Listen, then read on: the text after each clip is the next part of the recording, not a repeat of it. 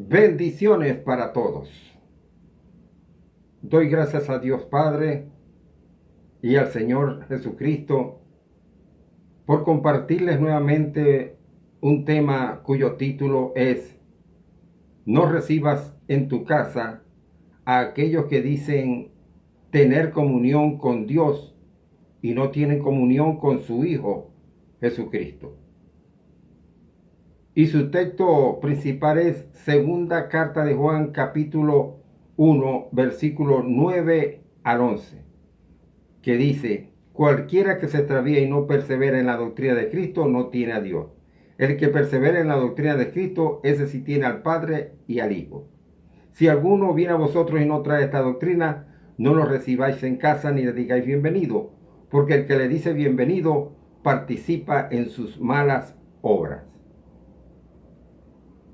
El propósito principal de este mensaje es que sepamos con certeza a quién se refería el apóstol Juan cuando dijo: no lo recibáis en casa ni le digáis bienvenido. El Señor Jesucristo lo señaló en Mateo capítulo 16, versículos 6 y 12, que dice: y Jesús les dijo, mirad, guardaos de la levadura de los fariseos y de los saduceos. Entonces entendieron que no les había dicho que se guardasen de la levadura del pan, sino de la doctrina de los fariseos y de los saduceos. Ciertamente, estos grupos religiosos del judaísmo se acercaban al Señor Jesucristo para oírle, pero no para aprender de sus enseñanzas, sino para sorprenderle en una palabra y así acusarle ante las autoridades y que fuese apresado. Ellos se burlaban del Señor Jesús, diciendo que era un loco, que era un blasfemo, que era un pecador, que tenía demonio, etc. Ellos rechazaron claramente al Señor Jesús, que era el Hijo de Dios, el Mesías. Ellos se opusieron al Señor Jesús en todo su ministerio y lo entregaron a las autoridades romanas y consintieron su muerte. A ellos se refería el apóstol Juan cuando dijo a la iglesia: no os hagáis partícipe de todo el mal que ellos están haciendo. No le digáis bienvenido a mi casa. En otra ocasión el Señor Jesucristo les dijo: el siervo no es mayor que su Señor. Si a mí me persiguieron, a ustedes, a muchos matarán y os perseguirán en todas las ciudades. En Juan capítulo 15, versículo 23, dice: el que me aborrece a mí, también a mi Padre aborrece. La doctrina principal, básica, de la iglesia de Cristo es creer y confesar que Jesucristo es el Hijo de Dios, es el Mesías, es el Cristo, es el enviado de Dios. Juan el Bautista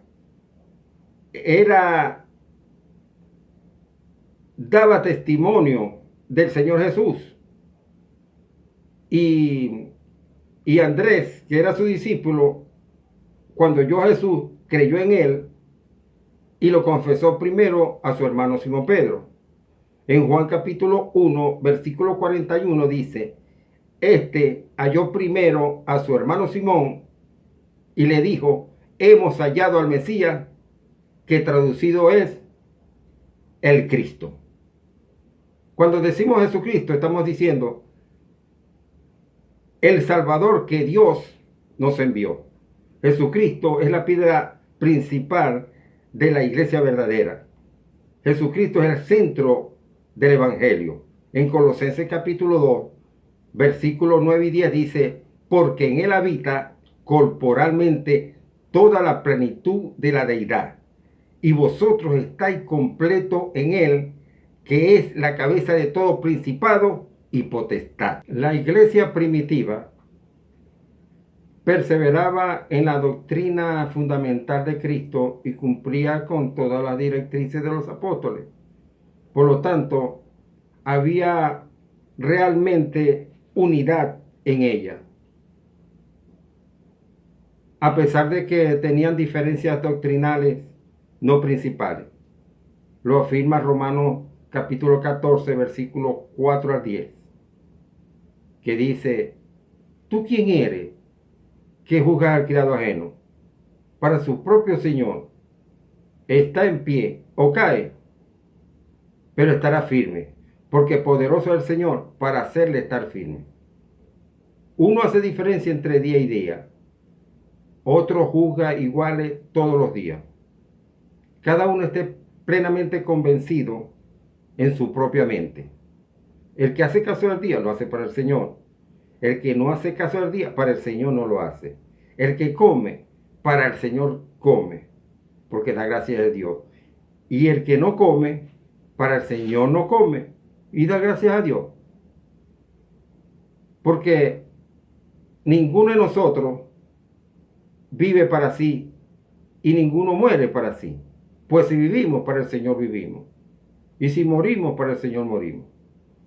Así pues, sea que vivamos o que muramos, del Señor somos. Para esto Cristo murió y resucitó y volvió a vivir, para ser Señor, así de los muertos como de los que viven. Pero tú, ¿por qué juzgas a tu hermano? O tú también, ¿por qué menosprecias a tu hermano?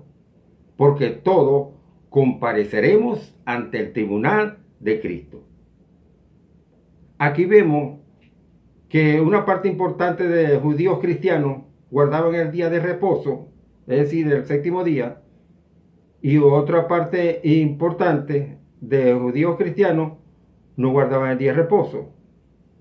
Pero esa doctrina de guardar el día de reposo no afecta ni desplaza la doctrina principal básica de la gracia de Dios, que lo afirma Romanos 14, versículo 8, que dice: pues si vivimos para el Señor vivimos, y si morimos para el Señor morimos. Así pues, sea que vivamos o que muramos, del Señor somos. Ahora bien, desde la Reforma hasta hoy día, exactamente 500 años, han surgido muchas denominaciones cristianas, y su deseo era rescatar los valores del cristianismo primitivo. Pero la mayoría malinterpretaron la segunda carta de Juan capítulo 1 versículo 9 al 11. Ellos entienden que si uno o varios miembros de su organización no están de acuerdo con una de sus doctrinas que ellos enseñan por tradición como principales, los disciplinan, los marginan, no les permite seguir su ministerio en sus organizaciones y producen éxodos de cristianos de unas organizaciones a otras. Por lo tanto, no hay una verdadera unidad entre la iglesia de Jesucristo en estos tiempos. Seriamente es alarmante y preocupante porque nos estamos haciendo daño a nosotros mismos. En 1 Corintios capítulo 12, versículo 27 dice: vosotros, pues, sois el cuerpo de Cristo y miembros cada uno en particular. Así que ya no nos juzguemos más y nos menospreciemos unos a otros, porque somos del Señor, porque somos el cuerpo de Cristo, porque somos siervos de Cristo, porque somos hermanos en Cristo. Para concluir, Romanos capítulo 14, versículos 18 y 19, que dice: porque el que en esto sirve a Cristo agrada a Dios y es aprobado por los hombres. Así que Sigamos lo que contribuye a la paz y a la mutua edificación. Rectifiquemos, tenemos tiempo. El Señor está a la puerta. Espero que este mensaje le haya edificado a su vida y que la palabra de Dios corra y sea glorificada. Hasta la próxima oportunidad, si el Señor lo permite. El Señor les dé un beso en las mejillas.